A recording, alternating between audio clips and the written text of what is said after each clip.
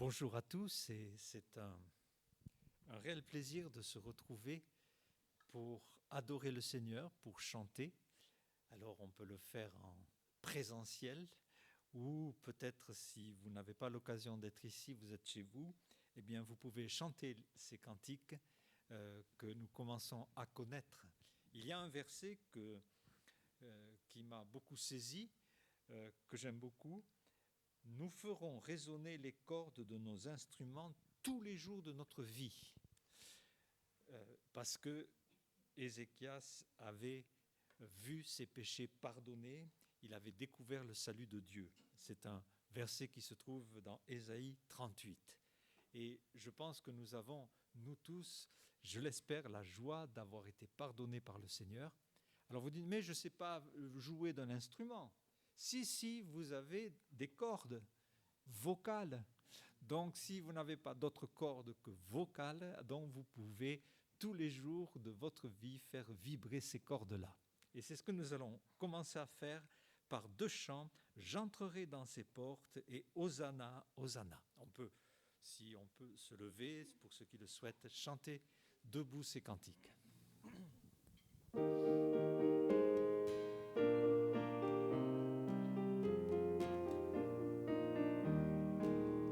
J'entrerai dans ces portes avec la joie dans mon cœur. Je viendrai louer le Seigneur. Je dirai, voici le jour que l'Éternel a fait. Qu'il soit pour nous tous un sujet de joie. Un sujet de joie, un sujet de joie. Qu'il soit pour nous tous un sujet de joie. Un sujet de joie. Un sujet de joie, qu'il soit pour nous tous un sujet de joie. J'entrerai dans cette porte avec la joie dans mon cœur. Je viendrai louer le Seigneur. Je dirai, voici le jour que l'Éternel a fait. Qu'il soit pour nous tous un sujet de joie. Un sujet de joie, un sujet de joie. Qu'il soit pour nous tous un sujet de joie. Un sujet de joie, un sujet de joie. Qu'il soit pour nous tous un sujet de joie. Hosanna, Hosanna.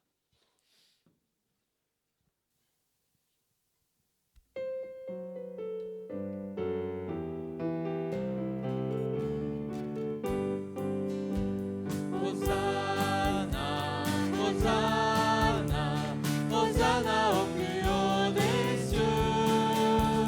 Hosanna, Hosanna, Hosanna au plus haut des cieux. Nous célébrons ton nom, d'un cœur reconnaissant. Tu es le Seigneur glorieux. Hosanna au plus haut des cieux.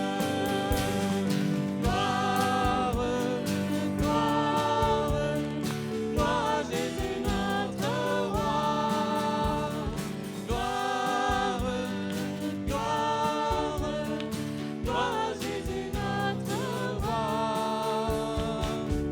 Nous célébrons ton nom, d'un cœur reconnaissant. Tu es le Seigneur glorieux. Oh, gloire à Jésus notre roi. Vous pouvez prendre place et je propose que nous ayons un petit moment où nous disons merci Seigneur, nous lui rendons grâce pour cette journée, pour son amour, pour son salut. On a des raisons de dire merci au Seigneur. Alors voulons-nous le faire ensemble par des petites prières assez courtes et je terminerai ce moment dans la prière. Prions ensemble pour remercier le Seigneur pour son amour et ses bienfaits. Qui s'appelle Rédempteur du monde. Le Seigneur est notre Rédempteur. Et ensuite, nous partagerons le pain et la coupe en souvenir de ce que le Seigneur a fait pour nous. Et le Seigneur nous demande de le faire jusqu'à ce qu'il revienne. Et nous avons un salut basé sur une œuvre déjà accomplie, parfaite, le Seigneur qui est mort pour nos péchés, qui a été enseveli et qui est ressuscité. Et c'est là ce que nous voulons proclamer haut et fort à toute âme qui vit. Nous avons un grand Rédempteur. Donc nous allons prendre ce cantique et ensuite nous aurons l'occasion de célébrer la scène telle que le Seigneur nous a demandé de le faire.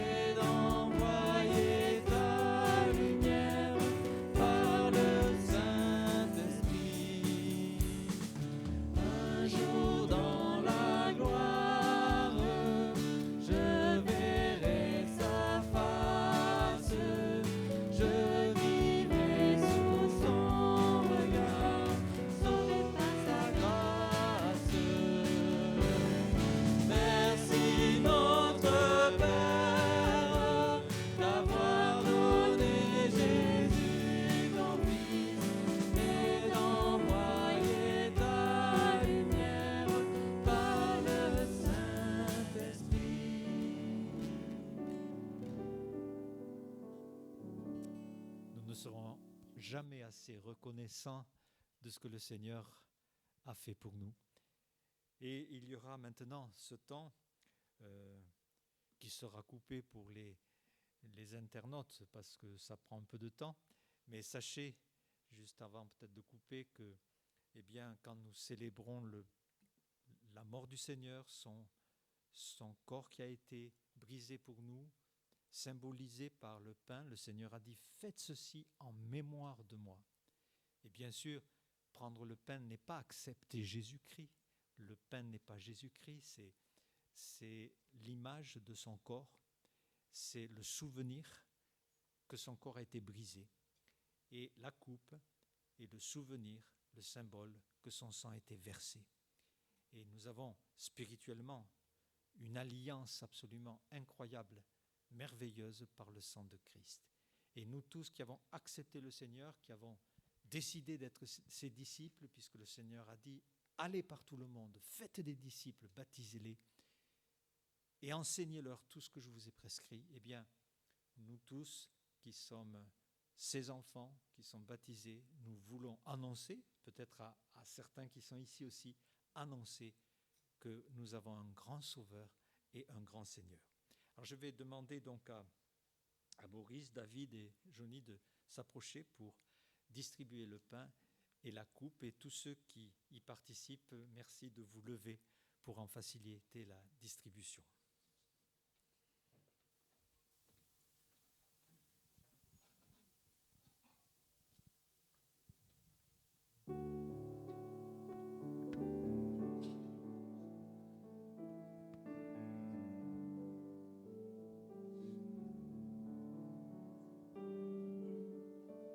Ta présence.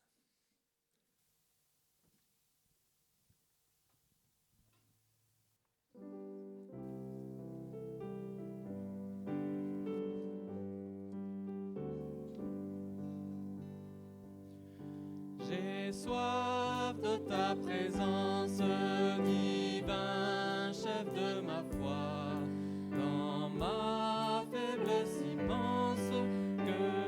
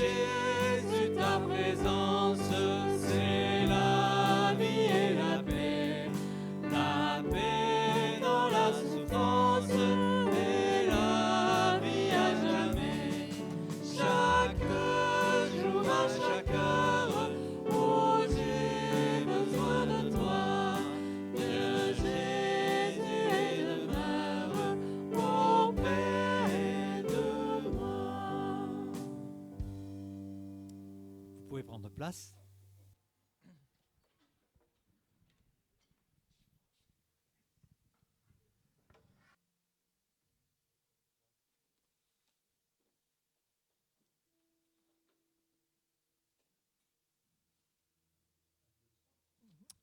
Un, deux.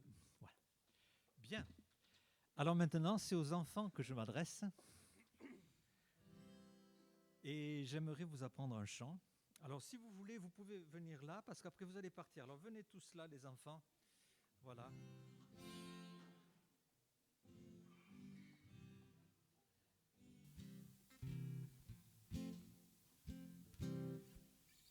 Voilà. Alors c'est un chant très simple. Vous allez devoir chanter bien fort. Non, non, non. Et puis après, oui, oui, oui. Vous avez compris?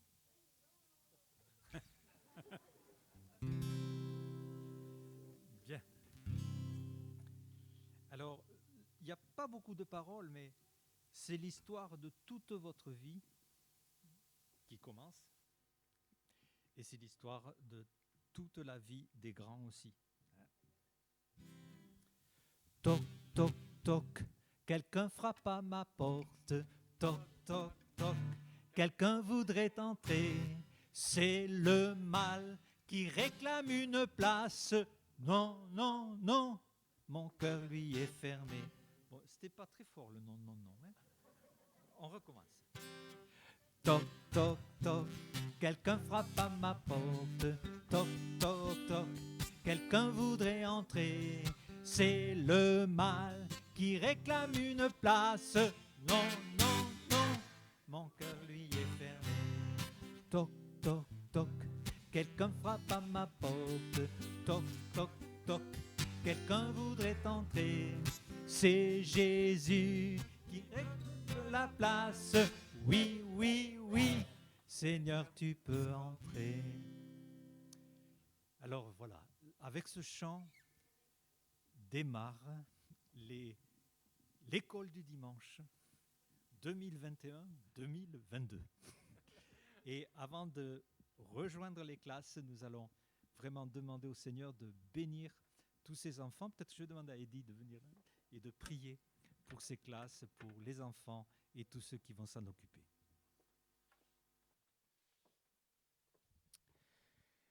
Seigneur, quelle bénédiction aussi, quelle grâce de pouvoir t'apporter ces enfants, tous ces petits êtres, et également les accompagnateurs. Seigneur, je te demande de leur donner la sagesse de parler au cœur aussi des enfants par les différentes paroles qui seront amenées, que chacun d'eux individuellement puisse comprendre tout ce que tu as fait pour eux, et qu'ils puissent s'approcher de toi jour après jour, Seigneur. Amen. Voilà, donc vous allez pouvoir monter avec les grands qui vont vous entourer.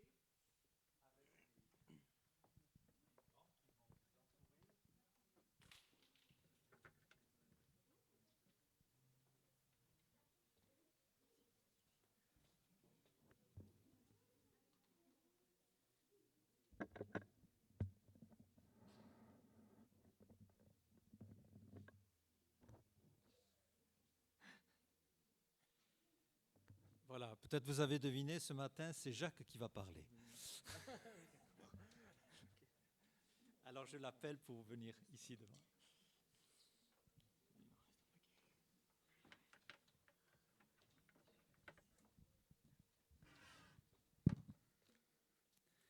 Ah, là, la taille est parfaite. Hein. Bonjour à vous tous. C'est un plaisir de pouvoir vous retrouver ce matin. Alors, c'est la rentrée des classes. Et justement, cette semaine, en préparant mon message, Dieu m'a rappelé quelque chose. Il y a 7 ans, quasiment jour pour jour, j'ai fait aussi ma rentrée des classes. Il y a 7 ans, Dieu m'a donné la conviction de partir me former en institut biblique. Et pour ceux qui me connaissent, ils savent que c'était un gros challenge pour moi. Voyez-vous, je ne suis pas l'ami de l'école. Durant mes études, j'étais un élève qui se disait assistant professeur. Voyez-vous, le professeur était là pour enseigner, moi j'étais là pour mettre de l'ambiance dans la classe. Je mettais une ambiance joviale. Ce n'était pas forcément facile comme élève, je n'aimais pas les études, je n'ai pas voulu faire d'études supérieures. Lire pour moi était un calvaire, je me contentais souvent de lire le résumé derrière le livre. Et toute ma scolarité a été compliquée. Et du coup, quand Dieu m'a appelé à me former, déjà, c'est dit, ok Dieu, je t'écoute, j'y vais, mais c'était dur, c'était difficile. Et alors, je suis arrivé à l'Institut biblique et je me suis retrouvé dans cet Institut biblique avec des bibliothèques immenses, des milliers de livres, en anglais, en français. Et là, je me disais, mais qu'est-ce que je fais là ? Qu'est-ce que je fais là ? Et alors, ma rentrée des classes a lieu, mon premier cours arrive, et mon professeur prend la parole, se présente, et nous dit, écoutez, ce qu'on va faire, chacun va se présenter à tour de rôle, et j'aimerais juste que vous m'indiquiez votre niveau d'études, et également le nombre de langues que vous parlez, parce que vous allez faire du grec et de l'hébreu, et c'est peut-être important de parler plusieurs langues, ça va vous aider, ça va vous faciliter à cela. Et moi, en tant que bon élève, bien sûr, je m'étais mis à côté du professeur pour faire croire au professeur que j'étais un élève sérieux. Et alors, il me dit, Jacques, commence. Donc je me présente, je dis, je me suis arrêté au bac, je parle une langue. À côté de moi, ma femme, je me suis arrêté au doctorat, j'ai un master, je parle de langue. À côté de ma femme, un autre élève, moi j'ai fait un master en journalisme, je parle de langue. À côté de lui, une autre élève, moi je parle 4 langues. Et j'ai fait une licence. À côté de cet élève, moi j'ai 2 masters en ingénierie et je parle de langue. À côté de lui, moi j'ai fait 12 ans d'études et je suis chirurgien anesthésiste. Et là, moi j'étais dans ma chaise et petit à petit, je me dis, mais qu'est-ce que je fais là ? Et suite à ça, le prof reprend la parole et nous dit, bon, voilà, pour cette semaine, voici ce que j'attends de vous. Je veux que vous lisiez entièrement le Pentateuque. Donc pour ceux qui ne savent pas, le Pentateuque, c'est les 5 premiers livres de la Bible, en une semaine. Je dis, bon, ça va être difficile, il va falloir que je me force. Bon, ok. En plus de ça, je veux que vous lisiez un livre, les 100 premières pages, et que vous faites une dissertation sur un personnage du Pentateuque. Je dis, oh, mais c'est beaucoup quand même. Et en plus de ça, fin de semaine, vous avez un examen. Donc il faut que vous révisiez chaque jour ce qu'on va voir en cours. Et là, je me dis, mais qu'est-ce que je fais là ? Et c'est alors que je commence du coup à rentrer chez moi et je commence à lire le Pentateuque. Et alors je tourne les pages et je commence à découvrir un homme, ou du moins à redécouvrir un homme qui s'appelle Moïse. Un homme qui bégayait, un homme qui n'avait pas l'aptitude de parler.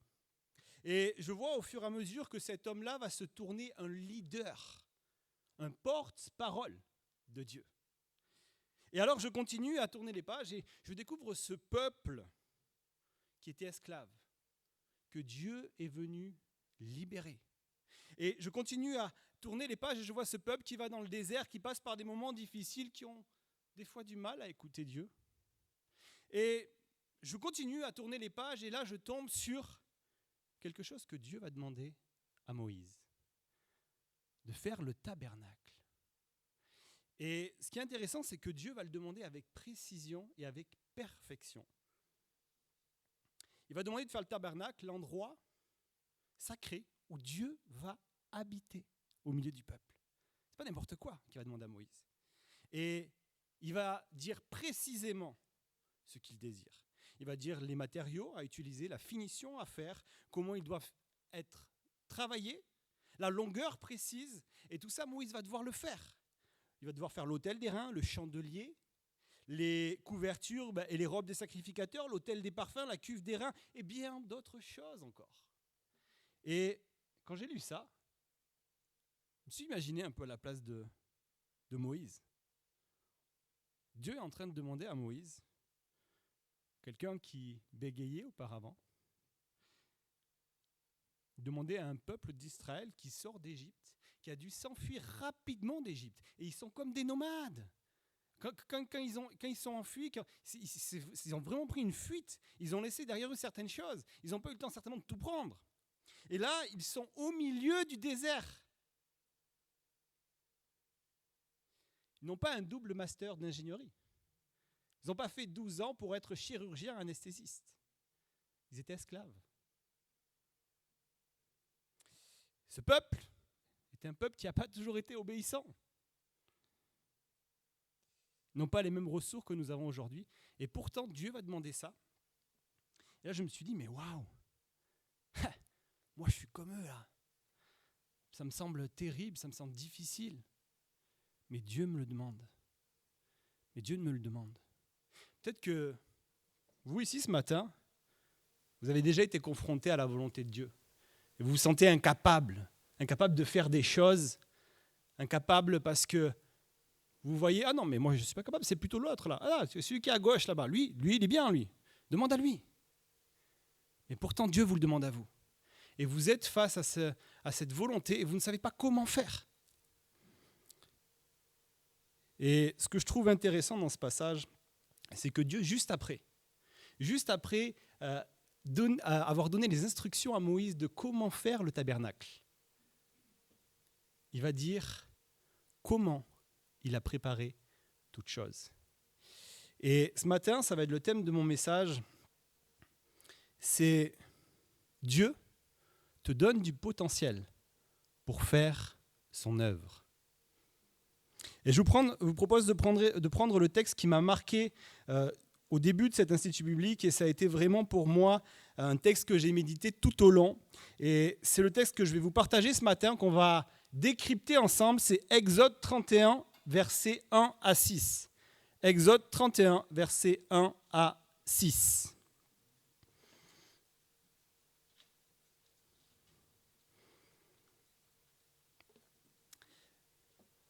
L'Éternel parla à Moïse et dit : « Sache que j'ai choisi Betsalel, fils d'Uri, fils de Hur, de la tribu de Juda. Je l'ai rempli de l'esprit de Dieu, de sagesse, d'intelligence et de savoir pour toutes sortes d'ouvrages. Je l'ai rendu capable de faire des inventions, de travailler l'or, l'argent et l'airain, de graver les pierres à enchâsser, de travailler le bois et d'exécuter toutes sortes d'ouvrages. Et voici, je lui ai donné pour aide Oholiab, fils d'Aïsamak, de la tribu de Dan. J'ai mis de l'intelligence dans l'esprit de tous ceux qui sont habiles pour qu'ils fassent tout ce que j'ai ordonné. La tente d'assignation, l'arche du témoignage, le propitiatoire qui sera dessus et tous les ustensiles de la tente, la table et ses ustensiles, le chandelier d'or pur et tous ses ustensiles, l'autel des parfums, l'autel des holocaustes et tous ses ustensiles, la cuve avec sa vase et les vêtements d'office, les vêtements sacrés pour le sacrificateur Aaron. Les vêtements de ses fils pour les fonctions du sacerdoce, l'huile d'onction et le parfum odoriférant pour le sanctuaire. Ils se conformeront à tous les ordres que j'ai donnés. Ce passage pour moi a été une réponse de Dieu sur comment Dieu nous donne du potentiel pour accomplir son œuvre. La première chose qu'on peut voir dans ce passage, c'est que Dieu choisit. Regardez le premier verset. L'Éternel parla à Moïse et dit : « Sache que j'ai choisi Betsalel, fils d'Uri, fils de Hur, de la tribu de Juda. » Dieu choisit. Nous avons un Dieu qui connaît toutes choses. Il nous a choisis pour accomplir ses œuvres bien avant que nous le sachions. D'ailleurs, il y a un verset qui dit ça, Ephésiens 2,10, « Car nous sommes son ouvrage ayant été créés en Jésus-Christ pour de bonnes œuvres que Dieu a préparées d'avance, afin que nous les pratiquions. » Dieu choisit, comme Moïse. Alors qu'en Égypte, il va y avoir un nouveau roi qui va oppresser le peuple de Dieu. Ce nouveau roi va décider de tuer les nouveau-nés. Un bébé du nom de Moïse va être placé dans un fleuve pour arriver jusqu'à la fille du Pharaon, où se baigner Cette fille va l'adopter. Suite à ça, il va grandir, s'enfuir de l'Égypte, va se marier, avoir des enfants, va vivre sa vie tranquillement dans le pays de Madian. Et alors Dieu va l'appeler. Mais ce qui est intéressant, c'est que quand Dieu va l'appeler, Moïse va forcément soumettre ses objections en disant « Ah, moi non, pas moi.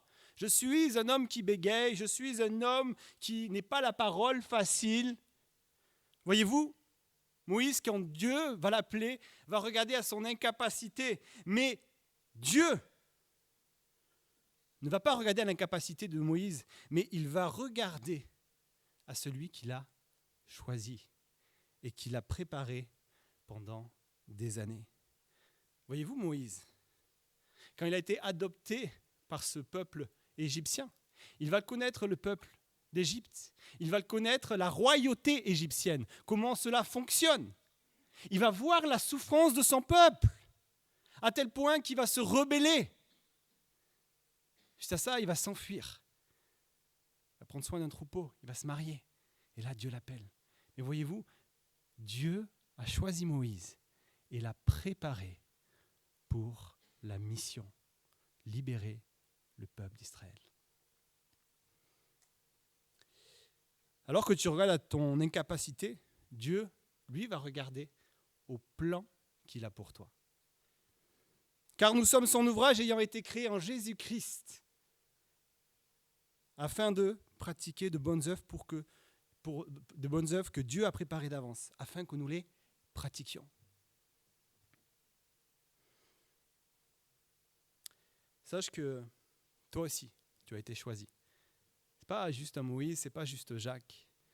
Ce verset nous dit que nous sommes tous son ouvrage, que Dieu a préparé des œuvres individuellement pour que nous puissions les saisir, pour que nous puissions saisir notre destinée et afin de glorifier notre Dieu, afin de glorifier Jésus-Christ. Dieu choisit. Et suite à cela, il va équiper. Et c'est ce que nous dit le verset 2. Regardons le verset 2 de Exode 31. Je l'ai rempli de l'Esprit de Dieu. On va s'arrêter là.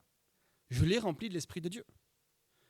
Dieu a choisi et il a rempli de son Esprit. Le Saint-Esprit n'est pas un concept. Ce n'est pas un mot. Le Saint-Esprit n'est pas superficiel. Le Saint-Esprit, c'est Dieu. C'est Dieu en nous. Et bien souvent, nous l'oublions. Nous recherchons parfois à faire l'œuvre de Dieu par nos propres forces, par nos propres décisions, par notre propre capacité, par nos propres priorités, en délaissant complètement ce que Dieu désire pour nous. Tellement de problèmes seraient évités si seulement nous marchions davantage par l'Esprit, au lieu d'être dirigés par notre chair. Dieu va indiquer dans ce verset qu'il a rempli de l'Esprit. Et ce qui est intéressant, c'est que dans ce passage-là, en fait, quand il dit « je l'ai rempli de l'Esprit », il va utiliser deux mots, côte à côte. Le premier mot qu'il va utiliser en hébreu, c'est « maulai », qui signifie « être rempli ». Mais juste derrière, il est suivi du mot « piel », qui veut dire « intensément ». Autrement dit, Dieu va remplir de son esprit intensément. Et ce qui est encore plus intéressant, c'est quand je regarde justement au Nouveau Testament, les mots qui sont utilisés en grec quand ils nous disent que nous sommes remplis de l'esprit. C'est un mot similaire, qui dit que nous sommes remplis jusqu'au bord, au maximum que nous pouvons être remplis, intensément. Il est important de saisir que si tu veux accomplir l'œuvre de Dieu, si tu veux accomplir sa volonté, il faut marcher par l'esprit. Il faut se laisser conduire. Car quand tu marches par l'esprit, c'est alors que le Saint-Esprit te donne la direction à prendre, te donne des instructions. C'est alors que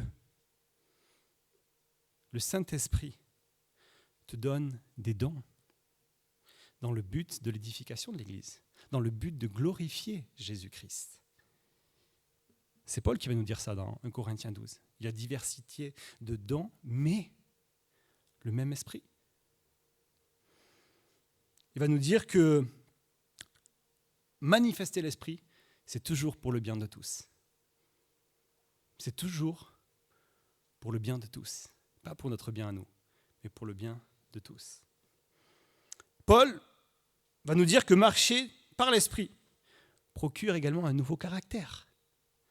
Dans Galates, on peut voir les fruits de l'esprit. Qu'est-ce que procure de marcher dans l'esprit ? Ça procure l'amour, la joie, la paix, la patience, la bonté, la bienveillance, la foi, la douceur, la maîtrise de soi. Quand son esprit découle en nous, il nous montre la direction à prendre. De son esprit découlent des dons, de son esprit découle un caractère. De son esprit découle une nouvelle nature. La capacité ne vient pas de nous, mais elle vient de lui en nous. La capacité ne vient pas de nous, mais elle vient de lui en nous. Paul va dire, ce n'est pas dire que nous soyons par nous-mêmes capables de concevoir quelque chose comme venant de nous-mêmes, mais notre capacité, au contraire, vient de Dieu. Paul n'avait aucune considération pour ses facultés humaines. Il dépendait premièrement et entièrement de la puissance de Dieu en lui, du Saint-Esprit en lui, de Dieu en lui. Avoir le Saint-Esprit et marcher dans l'Esprit doivent être la principale et la première chose que nous devons faire si nous voulons saisir ce que Dieu a pour nous, si nous voulons faire la volonté de Dieu. La chronologie de ce passage est intéressante. On peut voir que premièrement, Dieu choisit.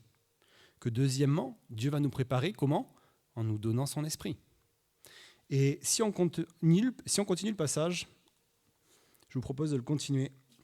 On va voir qu'est-ce que Dieu nous dit. Je l'ai rempli de l'esprit de Dieu, de sagesse, d'intelligence et de savoir pour toutes sortes d'ouvrages. Je l'ai rendu capable de faire des inventions, de travailler l'or, l'argent et les reins, de graver des pierres et enchâsser, de travailler le bois et d'exécuter toutes sortes d'ouvrages.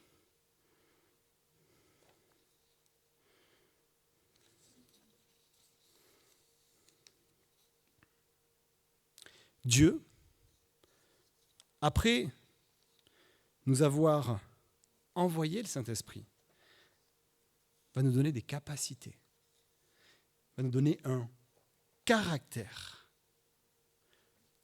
nécessaire pour accomplir sa volonté.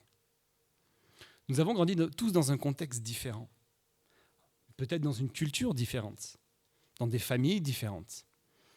Nous avons été façonnés avec un caractère différent. Il suffit d'être marié pour le savoir. Nous avons des capacités différentes. Et Dieu nous a créés avec ressemblance, mais en même temps, avec beaucoup de différences. Et je crois que pour être dans notre plein potentiel que Dieu a pour nous, nous devons premièrement marcher par l'Esprit, à utiliser les dons de l'Esprit que Dieu nous donne, qui découlent du Saint-Esprit, être orientés par le Saint-Esprit. Et deuxièmement, nous devons également utiliser le caractère que Dieu nous a donné, les capacités que Dieu nous a données, le savoir que Dieu nous a donné, l'expérience que Dieu nous a donnée, les capacités que Dieu nous a données.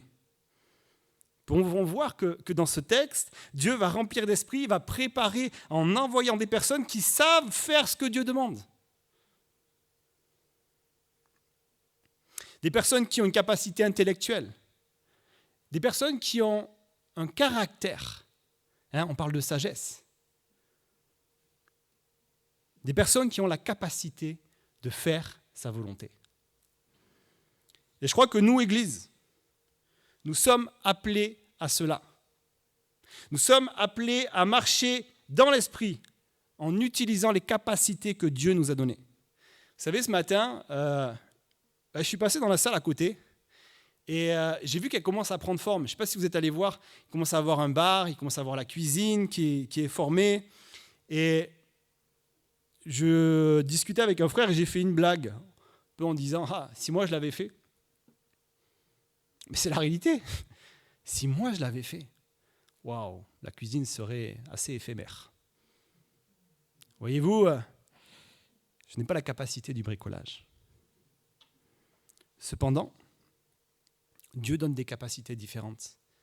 Et les frères qui ont cette capacité-là de pouvoir bricoler ont mis ça en œuvre afin que nous puissions passer des bons moments, qu'on puisse partager, qu'on puisse communier ensemble dans cette salle et que Jésus soit glorifié.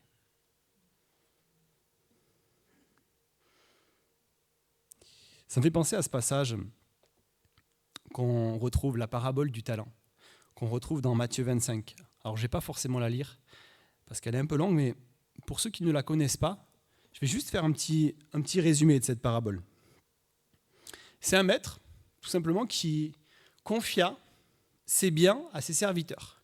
Parti en voyage, et pendant qu'il était en voyage, il décida de confier à chacun, en fonction des capacités qu'il avait, des talents, dans le but que ses serviteurs le fructifient. Et alors, le maître n'attend pas forcément de ses serviteurs qu'ils utilisent les talents pour eux, mais non, ils veulent qu'ils développent ces talents, qu'ils utilisent leurs capacités, leurs compétences, peut-être au risque de faire un échec, mais le but, c'est de fructifier. Et alors, quand le maître revient, il fait ce constat. Donc, il demande, combien de talents tu as eu ? J'en ai eu tant, et j'ai fructifié tant. J'en ai eu tant, et j'ai fructifié tant. J'en ai eu tant, et j'ai fructifié tant. Et là, ça tombe sur un qui dit, j'ai eu peur. Tu m'as donné des talents, tu m'as donné des capacités, mais j'ai eu peur. Et j'ai préféré les enfouir. Parce que je me suis dit, si je les perds, imagine, au lieu de les utiliser pour les fructifier. Et le maître va lui dire, paresseux, mauvais serviteur. Aujourd'hui, on est tous présents ici avec des capacités différentes que Dieu nous a données. Qu'est-ce qu'on fait de ces capacités ? Qu'est-ce qu'on fait des capacités que Dieu nous donne ? Est-ce qu'on les fructifie pour sa gloire ? Est-ce qu'on les utilise afin que d'autres puissent être bénis ? On en est responsable. On en est responsable. Dieu nous a choisis. Il nous a préparés par son esprit. Il nous donne des capacités, un caractère. Et il nous donne également de l'aide au travers des frères et sœurs. On peut regarder au passage, on va continuer le passage. Et voici ce que la suite du passage dit. Et voici, je lui ai donné pour aide Oholiab, fils d'Aïsamak, de la tribu de Dan. Je lui ai donné pour aide Oholiab. J'ai mis de l'intelligence dans l'esprit de tous ceux qui sont habiles pour qu'ils fassent tout ce que j'ai ordonné, etc., etc., etc. Je ne vais pas forcément tout lire.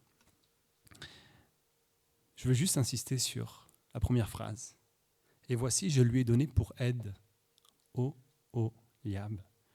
Voyez-vous, Dieu, pour son œuvre, pour sa volonté, va préparer des serviteurs, mais va en envoyer d'autres afin de pouvoir aider en fonction des capacités de chacun, afin que l'œuvre puisse être la plus parfaite possible. Et quand j'ai lu ça, ça me fait penser un peu à l'Église. Ça me fait penser un peu au corps de Christ, avec nos différences, avec nos capacités différentes. Et ça m'a fait penser à ce passage qui est assez connu, qu'on va relire ensemble, qui est dans 1 Corinthiens 12. 1 Corinthiens 12, versets 12 à 27.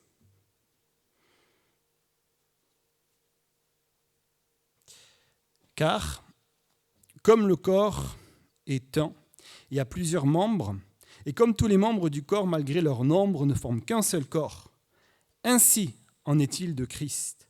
Nous avons tous en effet été baptisés dans un seul esprit, pour former un seul corps, soit juif, soit grec, soit esclave, soit libre.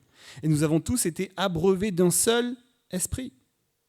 Ainsi, le corps n'est pas un seul membre, mais il est formé de plusieurs membres. Si le pied disait « Ah, parce que je ne suis pas une main, je ne suis pas du corps », ne serait-il pas du corps pour cela ?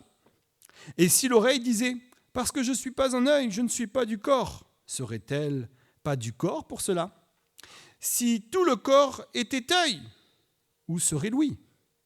Si elle était toute ouïe, où serait l'odorat ? Maintenant, Dieu a placé chacun de ses membres dans le corps comme il l'a voulu. Si tous étaient un seul membre, où serait le corps ? Maintenant donc, il y a plusieurs membres et un seul corps. L'œil ne peut pas dire à la main « je n'ai pas besoin de toi », ni la tête aux pieds « je n'ai pas besoin de toi », mais bien plutôt les membres du corps qui paraissent être les plus faibles sont nécessaires. Et ce que nous estimons être les moins honorables du corps, nous les entourons d'un plus grand honneur. Ainsi, nos membres les moins honnêtes reçoivent le plus d'honneur, tandis que ceux qui sont honnêtes n'en ont pas besoin. Dieu a disposé le corps de manière à donner plus d'honneur à ceux qui m'en manquaient, afin qu'il n'y ait pas de division dans le corps, mais que les membres aient également soin les uns des autres. Et si un membre souffre, tous les membres souffrent avec lui. Si un membre est honoré, tous les membres se réjouissent avec lui. Vous êtes le corps de Christ et vous êtes ses membres, chacun pour sa part. Pour entrer dans notre plein potentiel, afin d'accomplir l'œuvre que Dieu désire pour chacun d'entre nous, nous devons travailler ensemble. Et chaque membre est nécessaire. Comme nous le dit le verset 22. Mais bien plutôt, les membres du corps qui paraissent être les plus faibles sont nécessaires. Nous sommes tous différents. Nous avons tous des capacités différentes. Nous avons des caractères différents. Mais nous devons être tous ensemble afin de refléter la gloire de Jésus-Christ. Peut-être que tu es là ce matin, tu dis « Jacques, je suis fatigué. Moi, j'ai un certain âge. Toi, tu es jeune. Hein? Tu as la trentaine, là. Tu as la patate. Moi, je suis fatigué. Je n'ai pas envie de ça. » Tu es nécessaire. Tu es nécessaire. Chaque membre du corps est nécessaire. Certes, avec des rôles différents. Hein? Et justement, il faut que tu prennes ton rôle et pas celui de quelqu'un d'autre. Parce que tu es différent, mais tu es nécessaire pour le bon fonctionnement de l'Église, du corps de Christ. Peut-être que tu te dis « Moi je suis jeune, je ne suis pas capable. Je ne suis pas capable d'œuvrer. On m'a mis dans une place, je ne suis pas capable. » Ce matin, j'espère que je t'encourage à travers cela pour dire « Ouais, tu n'es pas capable, mais Dieu est capable. Dieu est capable, Dieu t'a choisi. Dieu a déposé ton esprit en toi. Il t'a donné des capacités. Alors oui, tu n'es pas capable, mais lui, il est capable. » Chaque membre est nécessaire. J'aimerais vous illustrer ça. Voyez-vous, ce matin, là, je suis en train de vous parler. Je suis en train de vous déposer le message que Dieu m'a donné au travers de son esprit. Mais pourtant, chaque membre est nécessaire. Regardez un exemple.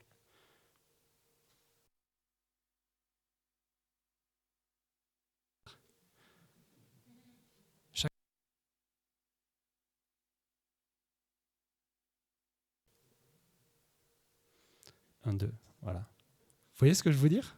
Est-ce que ça illustre un peu ce que je veux dire ? Je pourrais vous parler, en effet, vous déposer le message. Mais j'ai des frères qui sont là et qui sont nécessaires pour que tout le monde entende bien. Il y a Josias qui est là en train de filmer afin que d'autres frères qui ne sont peut-être pas de l'Église puissent entendre le message que Dieu a déposé sur mon cœur. Chaque membre est nécessaire. Si on me demandait de faire la sonorisation, j'en serais incapable.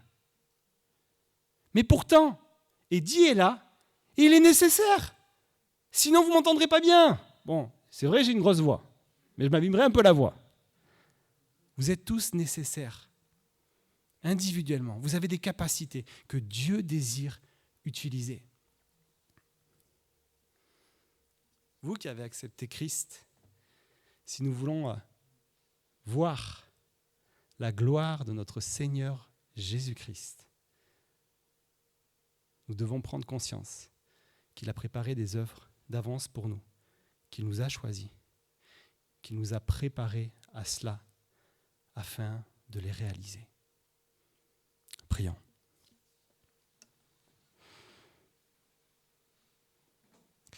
Oui, Seigneur Jésus, je te remercie, Seigneur, parce que, en effet, on a beau être incapable, toi, tu nous donnes le potentiel. Tu nous donnes le potentiel de pouvoir réaliser ce que tu désires, de pouvoir réaliser les œuvres que tu as préparées d'avance.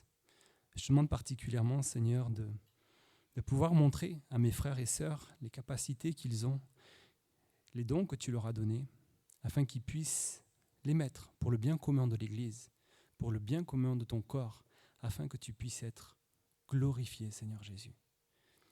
Je te demande que ce message, Seigneur, la parole que tu m'as déposée, puisse avoir un impact, que des frères et sœurs puissent comprendre que Dieu a donné des talents et qu'il ne faut pas les enterrer, mais qu'il faut, bien au contraire, les faire fructifier afin que tu puisses être glorifié.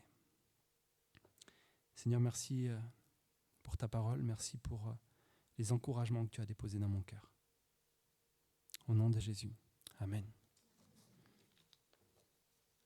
Soyez bénis, et je vais laisser la place à Alain.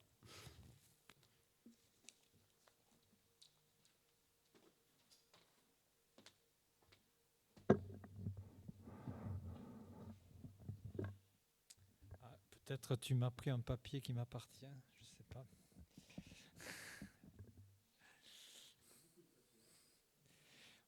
Bon, je vais essayer de faire de mémoire. Eh bien, merci à notre frère pour ce message, merci pour tous les encouragements reçus. Et ce matin, nous voulons aussi vraiment rendre grâce à Dieu pour la vie de l'Église qui reprend. Alors, pour les annonces, il y avait eu la semaine dernière des belles diapos là, pour les jeunes. Je ne sais pas si elles sont prévues d'être réemployées. Les jeunes, donc, est-ce qu'ils ont commencé ou Garcia? Oui, donc les jeunes adultes, donc jeunes étudiants, travailleurs, quoi. 18-35 ans, on a démarré depuis 2 semaines. Dernier cantique.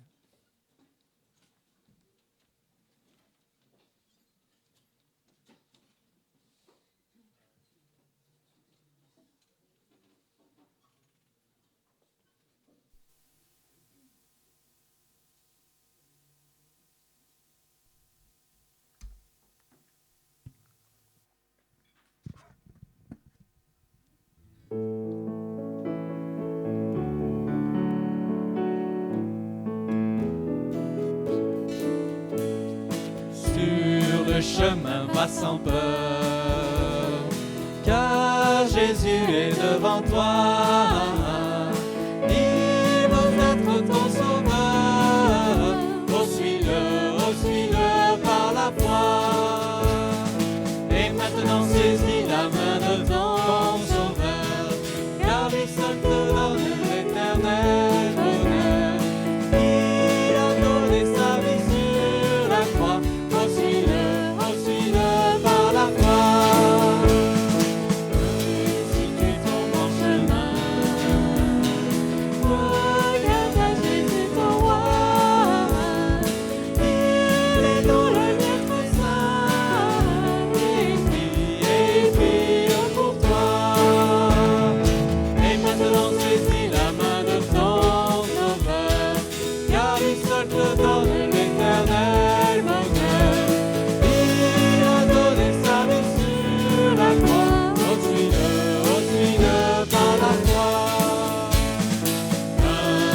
Jésus reviendra.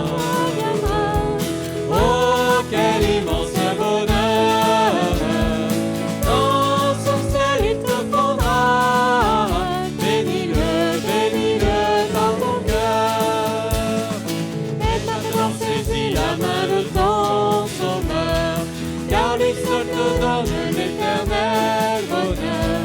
Il a donné sa vie sur la croix, oh suis-le par la foi. Prions. Merci Seigneur de ce que tu veux nous accompagner cette semaine. Nous te prions de nous garder les uns et les autres. Nous te prions pour notre frère Marcelo, que tu vraiment le soulages dans sa douleur, que tu le relèves. Merci Père de tout ce que tu vas faire, que tu nous accompagnes en toutes choses, que tu bénisses tout ce que les jeunes feront ensemble et toutes les choses nouvelles qui se mettent en place, que tu sois glorifié. Nous te prions aussi Seigneur pour les offrandes qui sont apportées régulièrement. Nous te les consacrons et que tu sois honoré Seigneur. Oui, nos vies t'appartiennent. Merci parce que tu veux te servir de nous, de nos vies, de ce que nous sommes et avons, et que tu en sois pleinement glorifié. Amen. Amen. Que le Seigneur vous bénisse.